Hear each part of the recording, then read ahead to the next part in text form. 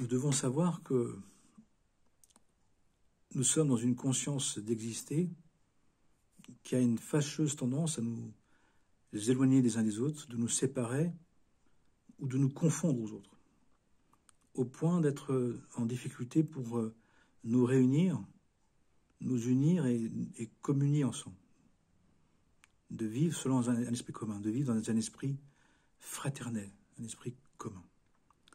Alors que tout le travail spirituel, c'est de comprendre que nous devons développer une conscience d'être un être unique ensemble, que tout seul, nous ne sommes rien. On dit que spirituellement, quelqu'un qui est tout seul a une valeur moins qu'un moustique. Les personnes qui veulent vivre selon elles-mêmes, sans la volonté divine, sans les valeurs du divin, vont être considérées comme ayant une existence propre, mais n'ayant pas donc d'être-té. À partir de là, la valeur est moins qu'un moustique. Et on peut voir dans le monde, malheureusement, terriblement, des êtres qui, voulant exister par eux-mêmes, ou même en souffrant, et même en étant soumis, eh bien, sont considérés comme moins qu'un moustique, et sont pas respectés, sont maltraités, sont abusés de manière odieuse. Pour les aider, ces êtres, nous devons leur montrer que chaque être humain a une valeur absolue, une valeur entière, une très grande valeur. Et que cette valeur, elle s'accomplit, elle se réalise dans le fait de s'unir, le fait de partager, le fait d'étudier ensemble, le fait de prier ensemble, le fait de désirer la volonté divine ensemble. Notre valeur, c'est d'appartenir à un même collier, à un même être divin, à appartenir à une assemblée. Seuls, nous n'avons aucune valeur. Nous sommes en danger d'être déconsidérés complètement. C'est pour cela qu'il est essentiel d'arriver à se réunir, comme on dit, au moins 2 ou 3 se réunir, certains disent 10, d'autres 17, 10, d'autres plus. Mais l'essentiel, c'est d'arriver à quelques-uns de se réunir pour se donner de la valeur, pour augmenter la valeur de soi, pour augmenter la valeur de l'être.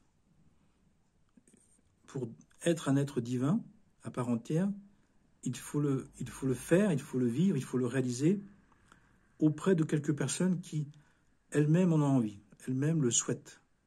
Ça s'appelle la fraternité, ça s'appelle l'assemblée commune, ça s'appelle la réunion, se réunir, ça s'appelle s'unir, et c'est fondamental.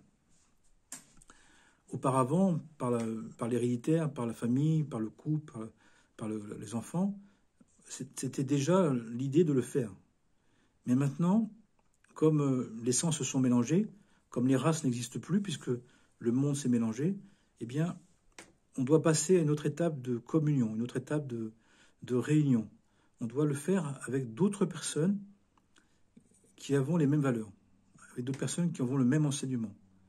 Mais non pas pour être sectaire, non pas pour être intégriste, non pas pour repousser les autres, mais pour commencer cette assemblée universelle. Et cette assemblée universelle générale, de tous pour tous, hein, eh bien, ça commence avec quand quelques-uns, quand 2, 3 sont réunis en son nom. Quand 2, 3, quelques-uns sont réunis, au moins 3, on dit 10, c'est encore mieux, sont réunis au nom du divin qui unit toutes choses, au nom du divin universel. Tout unitif, tout inclusif, tout universel.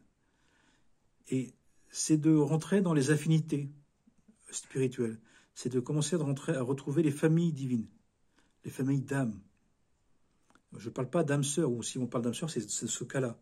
C'est des âmes qui appartiennent au même maître divin. Oui, on dit qu'il y a des grands êtres divins et que ils sont faits, ces grands êtres divins, d'une multitude d'âmes que nous sommes nous. Et que pour commencer, nous avons commencé à devenir une cellule vivante, une âme vivante, une cellule vivante. Et une âme vivante, c'est plusieurs personnes qui se réunissent au nom du même état d'esprit, au nom du divin un, unitif, inclusif, universel qu'ils conçoivent.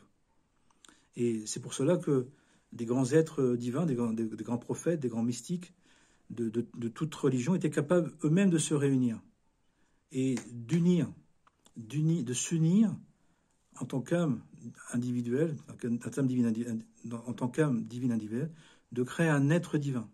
Et c'est tout le travail spirituel dans lequel nous devons aller.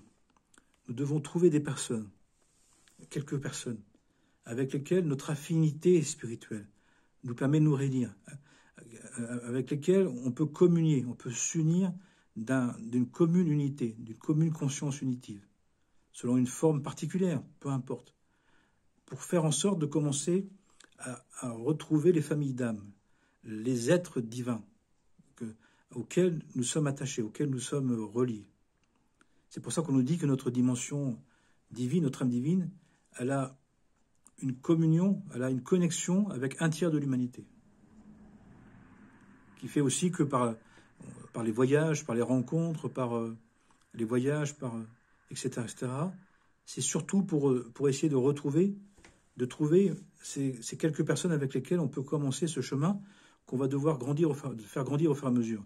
Et on dit que dans les temps, ce sera des grandes assemblées jusqu'au moment où ce sera toute l'humanité qui sera tournée autour du même centre, autour de l'unité universelle. Et pourquoi c'est le moment de le faire? Parce qu'on dit que au moment où dans les filiations héréditaires, dans les filiations affectives, dans les relations héréditaires affectives, ça ne fonctionne plus, eh bien ça sera le moment où on comprendra qu'il y aura une autre dimension, un autre lien à trouver, une autre réunion à trouver, une autre communion à accomplir avec des êtres, qui ne se basent pas sur l'affect, qui ne se basent pas sur les intérêts personnels, qui ne se basent pas sur les avantages personnels, mais qui se basent sur une éthique commune, qui se base sur des valeurs divines que l'on porte ensemble et qui nous unit et qui fait qu'on trouve une valeur de soi qui n'est pas basée sur le moi, mais qui est une valeur de soi qui est basée sur le jeu. Le jeu, c'est le moi conscient du divin, l'âme divine. C'est la partie de l'âme qui n'a jamais oublié son Dieu, n'a jamais oublié ce divin. C'est d'être spirituel selon les principes du divin, dans la matière, d'être ici-bas dans une conscience spirituelle qui se base sur des valeurs communes, sur des valeurs unitives, inclusives et universelles. Et on est dans ce projet-là, on est dans ce processus-là qui commence à peine, qui commence depuis peu et qui va durer et qui va grandir, qui fait qu'on parle d'affinité. Et on doit trouver des personnes avec qui on a une affinité spirituelle particulière pour réussir à devenir une cellule vivante, une petite cellule de vie, une petite assemblée, un petit temple, un petit lieu de culte, un petit lieu de sacrement, un petit lieu où on se connecte au divin. Pourquoi? Parce qu'on nous dit que les nouvelles églises, synagogues, mosquées, lieux de culte, c'est quelques personnes qui se réunissent, qui s'unissent au nom de valeurs divines. Et qui fait que ça vient à tous les points d'acupuncture du corps de l'être, du corps général, du grand Adam, de l'humanité, ça vient réveiller la conscience adamique et l'intelligence événique, comme on dit, qui fait que toute l'humanité va retrouver le sens de l'unité, mais d'une unité qui est toute inclusive, qui est toute unitive, qui ne va pas séparer les êtres, qui ne va pas dire ma religion ou ta religion. Ça, c'est les religions temporaires, les religions qui séparent. Mais nous devons aller vers la religion, la reliance au divin unitif, inclusif et universel. Et pour cela, on nous dit qu'on a besoin, on sent le besoin de se réunir à quelques personnes avec qui notre affinité, ce n'est pas une affinité personnelle, c'est une affinité d'âme. On fait partie de la même maison spirituelle, du même maître divin. Et que nous avons à nous réunir, à nous unir, à nous rapprocher, sans confusion et sans séparation, comme on dit, sans vouloir se baser sur l'âme de sensation, l'âme de sentiment, l'âme d'entendement, mais bien de se baser sur des valeurs communes, sur une conscience commune que, entre nous, ensemble, on peut créer une unité supérieure, on peut démarrer et on peut commencer à réaliser ce projet d'être un être divin à quelques-uns, à quelques âmes, conscients du divin un unique qui nous réunit, qui peut nous structurer, qui peut nous élever ensemble. Voilà le grand projet divin dans lequel nous sommes entrés, dans lequel nous entrons à grands pas. Et par opposé complémentaire, eh bien, vont être défaits toutes les formes de relations habituelles qui ne font pas partie de cette affinité-là. Toutes les relations qui ne sont pas basées sur une affinité spirituelle commune, sur une conscience du divin en commun, ne peuvent plus fonctionner. Et donc, celles-là, on doit les remercier. Celles-là, on doit les respecter, mais on ne doit surtout pas leur demander d'être encore ce que l'on aimerait qu'elles ne peuvent pas. Il y a certaines relations qu'on a encore, dans l'héréditaire, dans le familial, dans l'affectif, dans l'habituel, qui ne peuvent pas apporter ces valeurs-là, où l'affinité n'est pas la même. Et donc là, on doit au minimum avoir du respect mutuel. Si on n'a pas forcément de la compréhension, on n'a pas forcément la possibilité de s'accepter, de se tolérer, de se comprendre, mais on doit au minimum se respecter. Et c'est-à-dire de respecter le fait qu'on n'appartient pas à la même famille d'âmes, qu'on n'a pas le même degré d'affinité. Mais pour autant, on fait partie d'une même humanité. Mais pour l'instant, on ne peut pas s'unir, on ne peut pas se rapprocher trop. Donc il faut garder une distance. Il faut, parfois, dans des relations comme ça, on ne peut pas parler, on ne doit pas parler. On doit juste parler de manière factuelle. V'là du pain, v'là du sel. Mais on ne doit pas entamer des discussions sur des aspects spirituels ou des aspects du divin qui fait qu'on ne va pas se comprendre pour l'instant. Parce que notre langage n'est pas encore assez purifié. Notre cœur n'est pas assez encore établi dans l'unicité pour accepter que dans chaque différence, il y a la même unicité. Donc pour l'instant, on doit se protéger les uns les autres pour ne pas rajouter à l'incompréhension de la colère et de la colère de la haine, de la rivalité, de la méchanceté. C'est pas besoin.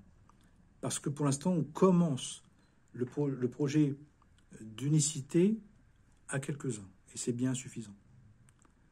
Amen, Amana. Puissions-nous le commencer et l'accomplir au fur et à mesure, puisque nous avons à le devenir pleinement dans le temps. Amen, Amana.